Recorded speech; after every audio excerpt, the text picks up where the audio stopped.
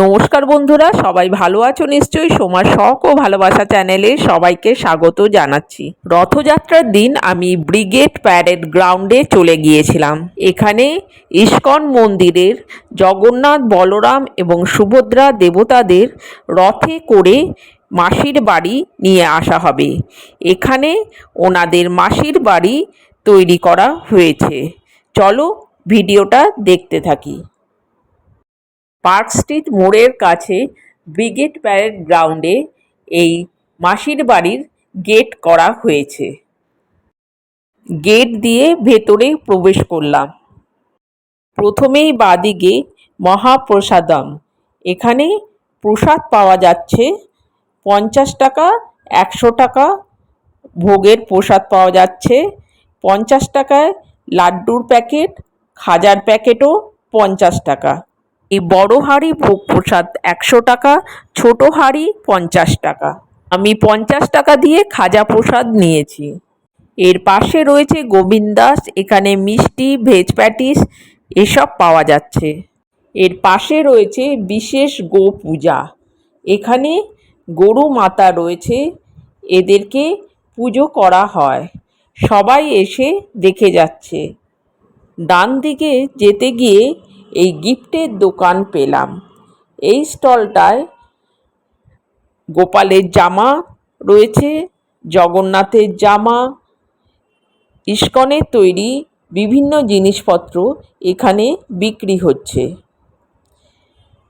জগন্নাথ, বলরাম, সুভদ্রার সুন্দর সুন্দর ছোট ছোট মূর্তি রয়েছে, ফটো ফ্রেম রয়েছে, নানান রকম জিনিস এখানে পাওয়া যাচ্ছে। এবার চলে এলাম মাসির বাড়ি যেখানে করা হয়েছে সেই প্যান্ডেলের কাছে। কত বড় এলাকা জুড়ে এই আয়োজন করা হয়েছে। প্যান্ডেলটা বাইরে থেকে দেখতে অনেকটা পুরীর জগন্নাথ মন্দিরের মতো। বাঁ দিকে কলকাতা রথযাত্রা যেখানে লেখা আছে সেখানে ভোগ প্রসাদ বিনামূল্যে দেওয়া হবে। বলরাম, সুভদ্রা এবং জগন্নাথের রথ আসার পর এখানে ভোগ প্রসাদ দেওয়া হবে। এবার প্যান্ডেলের কাছে চলে এলাম। দেখো বন্ধুরা, কি সুন্দর প্যান্ডেল করেছে। উপরে জগন্নাথ, বলরাম, সুভদ্রার ছবি, দুপাশে নারায়ণের ছবি, নিচে দুটো সিংহ রয়েছে প্রবেশদ্বারের মুখে। এখনও কাজ চলছে। প্যান্ডেলের গায়ে বিভিন্ন দেবতাদের ছবি খুব সুন্দরভাবে শিল্পীরা ফুটিয়ে তুলেছে। কাপড় দিয়ে, কাঠের উপর কাপড় দিয়ে সুন্দরভাবে বানানো হয়েছে। তোমাদের প্যান্ডেলটা দেখালাম। সামনে ধারটা দেখো কি সুন্দর কাজ, খুব সুন্দর রং প্যান্ডেলের, খুব ভালো লাগছে। তোমাদের দেখাবার চেষ্টা করছি। দেখো বন্ধুরা, পুরো পুজোর সময় যে বিভিন্ন ধরনের প্যান্ডেল হয় সেই রকমই লাগছে। এবার প্যান্ডেলের ভেতরে প্রবেশ করলাম। প্যান্ডেলের ভেতরটা লাল আলো দেওয়া হচ্ছে, খুব সুন্দর লাগছে ভেতরটা। চলো তোমাদের ভেতরটা দেখিয়ে দিই। বন্ধুরা, আমি তোমাদের আগে একটা ভিডিওতে ইস্কন মন্দির কলকাতা দেখিয়েছিলাম। সেই ভিডিওর লিংক আমি এখানে ডেসক্রিপশান বক্সে দিয়ে দেব, তোমরা দেখে নিও। কলকাতার ইস্কন মন্দির।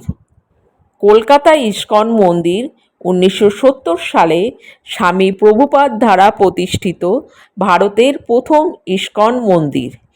এই ইস্কন মন্দিরটি 3C অ্যালবার্ট রোড, মিন্টু পার্কের কাছে অবস্থিত। কলকাতার প্রথম রথযাত্রা 1972 সালে ইস্কন কলকাতা দ্বারা আয়োজিত হয়েছিল। তখন থেকে এটি একটি নিয়মিত বার্ষিক অনুষ্ঠান হয়ে আসছে। বন্ধুরা, প্যান্ডেলের ভেতরটা দেখো কি সুন্দর, ঝাড় লণ্ঠনটা কি বিশাল, ভেতরটা আলো এবং কাপড়ের তৈরি মূর্তি দিয়ে অদ্ভুত সাজানো। কাপড়ের তৈরি জগন্নাথ, বলরাম, সুভদ্রার ছবি রয়েছে। উপরে ঝাড় লণ্ঠন, সামনে এই জায়গাটাতে দেবতাদের রাখা হবে। সেখানটা খুব সুন্দরভাবে সাজানো হয়েছে। পুরো প্যান্ডেলটাই খুব সুন্দর, চোখ ধাঁধিয়ে যাচ্ছে। তোমাদের ভিডিওর মাধ্যমে আমি দেখাবার চেষ্টা করছি।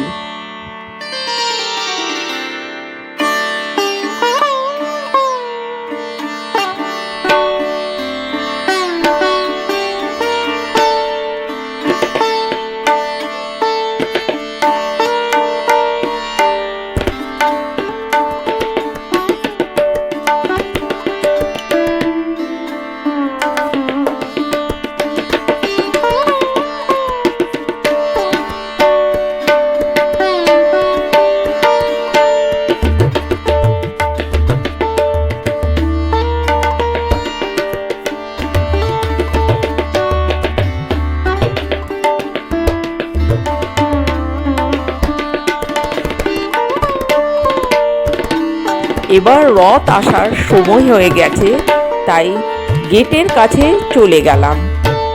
এখানে আবির দিয়ে দেখলাম কলকাতা রথযাত্রা 2025 সুন্দরভাবে আঁকা হয়েছে। শিল্পীরা আঁকছেন, দাঁড়িয়ে দাঁড়িয়ে দেখলাম স্বাগতম লেখা। এবার রথ আসছে। প্রথমে বলরামের রথ। কত মানুষ হয়েছে দেখো, প্রচুর ভিড়। তোমাদের যতটা পারছি দেখাবার চেষ্টা করছি। এরপর এলো সুভদ্রার রথ, তারপর শেষে জগন্নাথ দেবের রথ এলো। প্রচুর মানুষ রথের দড়ি ধরে টানছে। এই ভিড়ে টানা যায় না, কোনো মতে একটু দড়ি স্পর্শ করতে পেরেছি। ঠাকুরের মুখগুলো আলোর জন্য ভিডিওতে ভালো মতো আসেনি, তবুও আমি দেখাবার চেষ্টা করলাম তোমাদের। দেখো বন্ধুরা,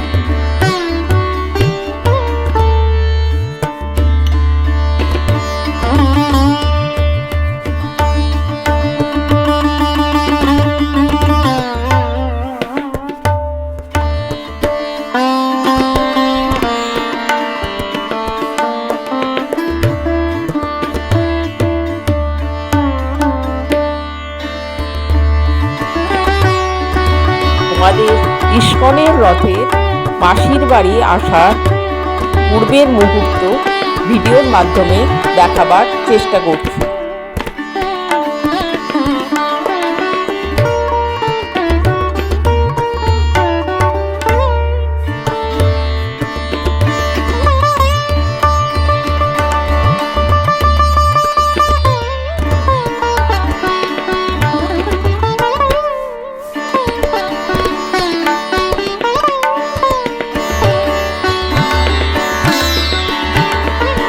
এবার তিনটে রথ গেট দিয়ে ভেতরে প্রবেশ করে গেল। দেখো বন্ধুরা, তিনটি রথ পাশাপাশি রয়েছে, মাসির বাড়ির সামনে চলে এসেছে। ভগবানদের এবার আস্তে আস্তে নামানো হবে, কিন্তু ওই ভিড়ের মধ্যে আর সামনের দিকে যেতে পারলাম না। তোমাদের পেছন দিক থেকে দেখিয়ে দিচ্ছি।